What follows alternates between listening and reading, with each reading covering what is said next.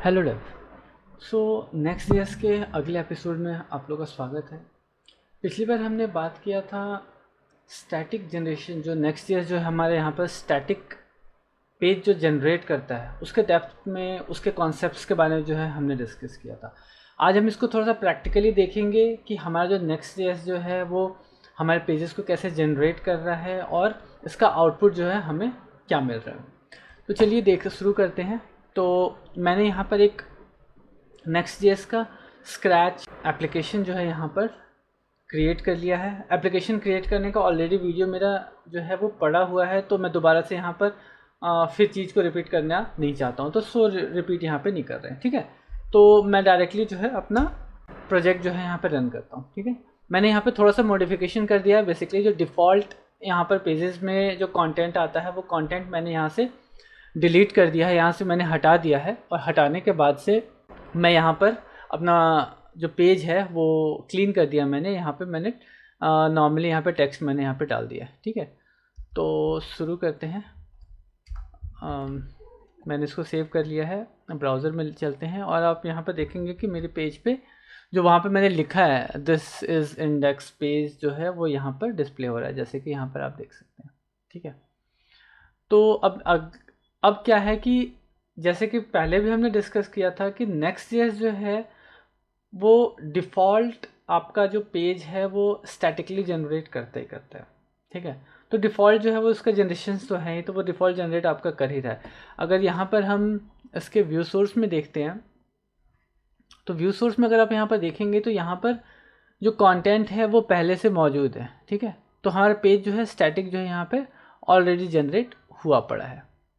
ठीक है, तो ये इसका डिफ़ॉल्ट फीचर है। डिफ़ॉल्ट जैसे कि आप कोई भी पेजेस बनाएंगे तो वो स्टैटिक जो है इसको जनरेट करेगा ही करेगा। तो अब अगले स्टेप पे चलते हैं। तो कुछ यहाँ पर डमी कोड से हम पहले ट्राई करते हैं कि यहाँ पर डायरेक्टली जो डायनेमिकली हमारा जो पेज जनरेट हो रहा है, तो यहाँ पे कुछ डमी कोड डाल के एक बार हम अपना पेज को एक बार चेक करते हैं कि वो हमारा पेज जो है वो कैसे चल रहा है। तो सबसे पहले क्योंकि हमें जो है यहाँ पे एक्सपोर्ट करना है, एक्सपोर्ट असिंक। ठीक है, असिंक यूज़ करेंगे फंक्शन। ठीक है, फंक्शन जो है हमारा गेट स्टैटिक प्रॉप्स। ठीक है, गेट स्टैटिक प्रॉप्स। अब यहाँ पर गेट स्टैटिक प्रॉप्स जो है बेसिकली नाम जो है आप यहाँ पर देख सकते हैं कि यहाँ पर गेट स्टैटिक प्रॉप्स है, तो यहाँ पे इसको प्रॉप्स चाहिए। ठीक है, तो प्रॉप्स जो है यहीं से जो है वैल्यू जो है हम अपने कंपोनेंट को प्रोवाइड करेंगे जो कि यहाँ पर ऑलरेडी प्लग्ड हुआ पड़ा है। प्रॉप्स आपका आ गया। अब यहाँ पर हम करेंगे रिटर्न। यहाँ पर रिटर्न करते हैं प्रॉप्स कर देते हैं PROPS प्रॉप्स। कुछ यहाँ पर हम ना स्टैटिक डेटा जो है यहाँ पर प्रोवाइड करके देखते हैं। ठीक है, तो प्रोडक्ट्स कर देता हूँ और मैं यहाँ पर एक सेट ऑफ एरे जो है यहाँ पे हम देते हैं। ऑब्जेक्ट्स का जो है एरे यहाँ पे हम इसको प्रोवाइड करते हैं। तो पहला हमारा आईडी हो गया। बेसिकली डबल इन्वर्टेड कमांड में दीजिए, ज़्यादा अच्छा रहेगा। ठीक है, तो आईडी जो है यहाँ पर हम इसको दे देते हैं ID1 और टाइटल जो है प्रोडक्ट 1। ठीक है, यहाँ पर हम दो वैल्यूज़ यहाँ पे पास कर देते हैं, दो आईडीज़ बना के। मतलब यहाँ पे पर्पस ये है कि मैं यहाँ पे दिखाना चाहता हूँ कि आपका जो गेट स्टैटिक प्रॉप्स जो है ना वो जो है सर्वर साइड में रेंडर हो रहा है कि नहीं हो रहा है, इस चीज़ को हम यहाँ पर प्रैक्टिकली यहाँ पर हम देख रहे हैं। ठीक है, तो यहाँ पर मैंने इसको ऐड कर दिया। अगर उसके बाद से जो है, क्योंकि ये जो है मतलब इंटरनली ये लिंक्ड हो जाता है जो आपका वहाँ पे कंपोनेंट होता है उस कंपोनेंट्स के साथ, तो ये यहाँ पे हमने ऐड कर दिया। अब जो है यहाँ पे हमें प्रॉप्स चाहिए। ठीक है, तो प्रॉप्स पे जाते हैं और एक बार प्रॉप्स का कंसोल चेक कर लेते हैं कि जो कंपोनेंट जो हमने यहाँ पे प्लग किया है वो कंपोनेंट जो है हमारे पेज पे आ रहा है कि नहीं आ रहा है। एक्चुअली वो डेटा जो है हमारे पेज पे आ रहा है कि नहीं आ रहा है। तो console.log कर लेते हैं प्रॉप्स। ठीक है, प्रॉप्स करके एक बार चेक कर लेते हैं। जाते हैं पेज पे, इंस्पेक्ट करते हैं। अगर मैं यहाँ पे कंसोल दिखाऊँ, रिफ़्रेश एक बार कर लेते हैं। रिफ़्रेश करने के बाद अगर आप यहाँ पर देखें तो यहाँ पर ये जो है हमने वहाँ पर असिंक जो हमारा यहाँ पर गेट स्टैटिक प्रॉप्स वाला जो पार्ट है, इसके अंदर जो हमने डेटा पास किया है वो डेटा जो है अब हमारे पेज पे आ रहा है। ठीक है, तो फर्दर चलते हैं, इसको एक बार हम इसको एग्जीक्यूट कर लेते हैं अपने पेज पे, यहाँ पर रेंडर करके एक बार देख लेते हैं कि कैसा ये दिख रहा है। तो इसको एक बार एक्सट्रैक्ट कर लेते हैं, तो const basically products equal to props. ठीक है, ये ES6 का सिंटेक्स है, यहाँ पर ES6 का जो सिंटेक्स है मैं यहाँ पे यूज़ कर रहा हूँ। डॉट मैप हमारा जो फंक्शन है बेसिकली ES6 का ही जो है एक फंक्शन है जो कि आइट्रेशंस में काम आता है। आप लूप्स यूज़ कर सकते हैं, बट मोस्टली जो है प्रेफर लोग करते हैं यहाँ पर कि जो है वो मैप फंक्शन ही लोग प्रेफर कर रहे हैं। तो मैप फंक्शन आइटम रिटर्न करते हैं हम, यहाँ पर डिव रिटर्न कर देते हैं। ठीक है, आइटम डॉट हमारा टाइटल है यहाँ पे, सॉरी टाइटल। ठीक है, तो यहाँ पर जो है अगर आप यहाँ पर देखें तो यहाँ पे टाइटल है, इसलिए हमने यहाँ पे टाइटल दिया है। और हर एक जो हमारा डॉम एलिमेंट जो है आइट्रेट होता है हमारे पेज पे, तो उसके लिए हमें उसे की भी देना होता है। इसके पीछे कॉन्सेप्ट है एक्चुअली कि हम इसको की क्यों प्रोवाइड करते हैं यहाँ पर। तो ये चीज़ें भी मतलब काफ़ी इंटरेस्टिंग है एक्चुअली कि रिएक्ट जो है इस चीज़ को हैंडल करता है यहाँ पर। तो यहाँ पर हमने आईडी दे दिया, इसको सेव करते हैं, सॉरी बेसिकली सेमीकोलन यहाँ पे नहीं आएगा, तो इसको सेव करते हैं और अपने पेज पे देख।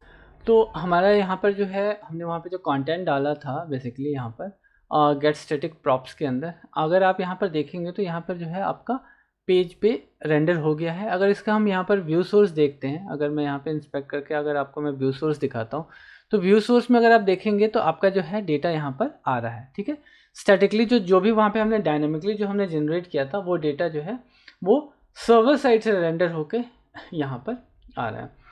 तो अब बात करते हैं कि बेसिकली यहाँ पर तो हम डायरेक्टली जो है इसी के अंदर यहाँ पर गेट स्टैटिक प्रॉप्स के अंदर जो हम वैल्यू पास कर रहे हैं, तो इससे ज़्यादा इजी होता है आप अगर कहते हैं कि डेटा जो है डायरेक्टली जो है यहाँ पे हम कंपोनेंट के अंदर पास करते हैं, डजेंट मैटर। तो ये मतलब मैं यहाँ पे एक एग्जांपल दिखा रहा हूँ बेसिकली। तो यहाँ पर जो है हम अभी गेट स्टैटिक प्रॉप्स के थ्रू जो कि सर्वर साइड से अभी रेंडर होके आ रहा है, ट्राई करते हैं हम कुछ ऐसे एक फाइल मतलब सर्वर पे आपका एक फाइल है, वहाँ से जो है डेटा को रेंडर करने की कोशिश करते हैं बेसिकली। तो उस तरीके से अब एक बार यहाँ पे ट्राई कर लेते हैं। यहाँ पर तो अभी जो है हमने स्टैटिक डेटा जो है डायरेक्टली यहाँ पर गेट स्टैटिक प्रॉप्स के अंदर यहाँ पे हमने डाल दिया था। ठीक है, तो आगे दूसरे तरीके से एक बार चेक करते हैं यहाँ पर। तो यहाँ पर जो है मैंने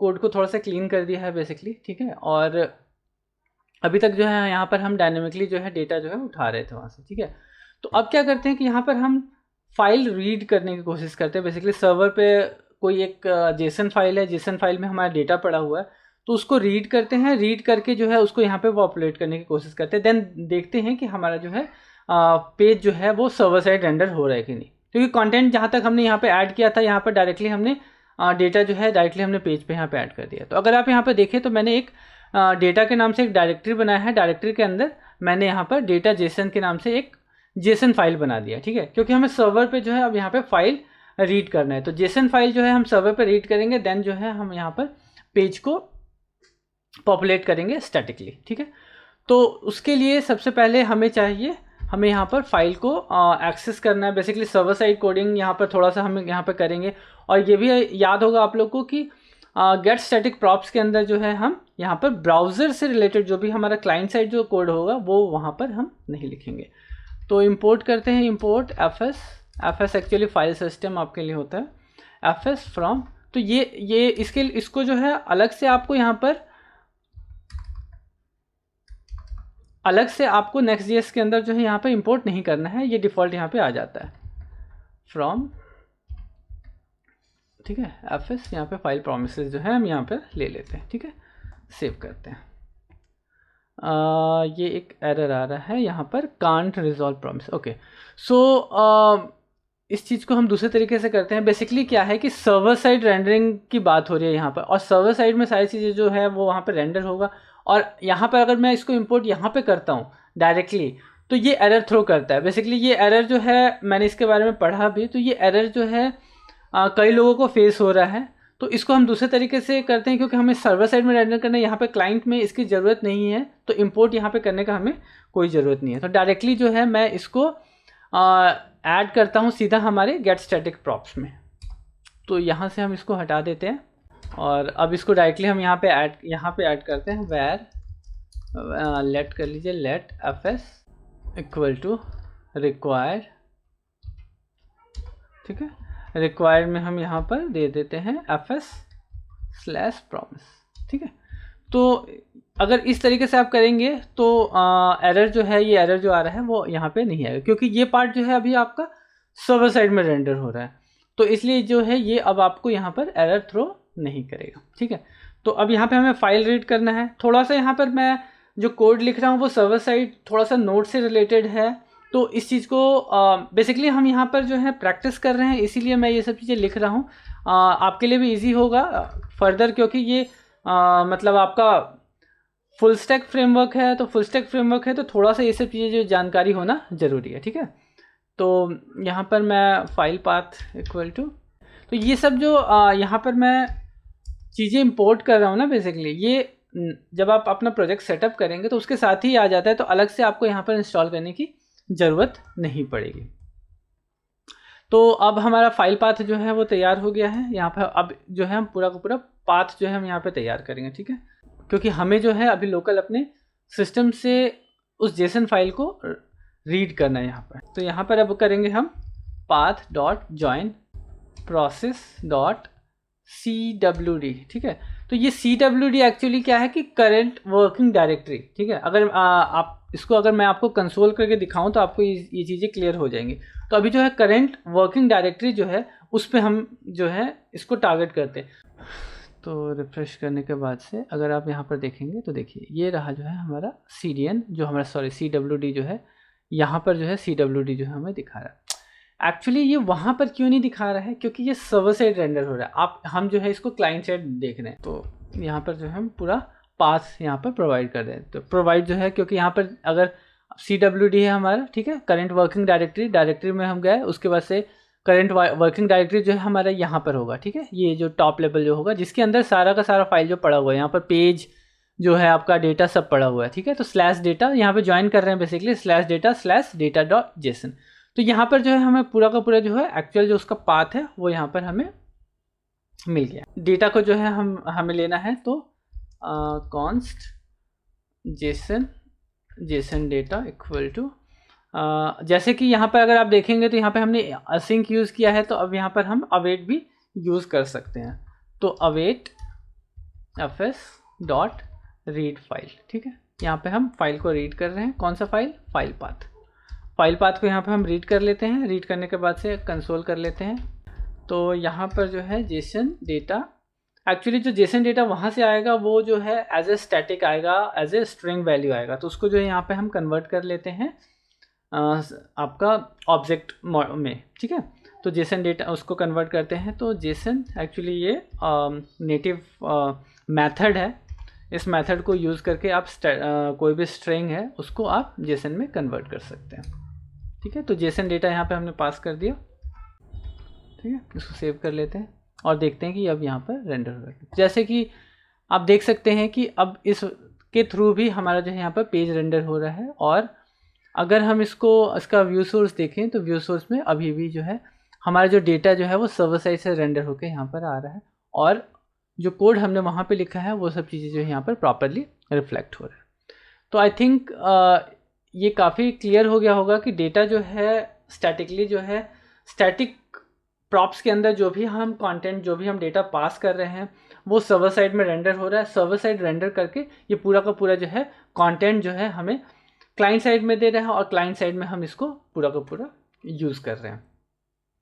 नेक्स्ट एपिसोड में हम बात करेंगे कि अपना पेज जो है हमारा पेज वो एक्चुअली में जो स्टैटिक में जनरेट हो रहा है, जनरेशंस के बाद से इसका जो हमारा जो आउटपुट है एक्चुअली जो हम इसको डिप्लॉय करेंगे, डिप्लॉयमेंट वाला जो पार्ट है वो हम कैसे चेक करेंगे, और हमारा कौन कौन सा पेज जो है जनरेट हो रहा है और कौन कौन से पेजेस जो है वो डायनेमिकली और कौन से स्टैटिक जनरेट हो रहे हैं, ये सारी कहानी जो है Next.js जो है आपको जब आप अपना बिल्ड करेंगे तो उसी टाइम आपको दिख जाता है।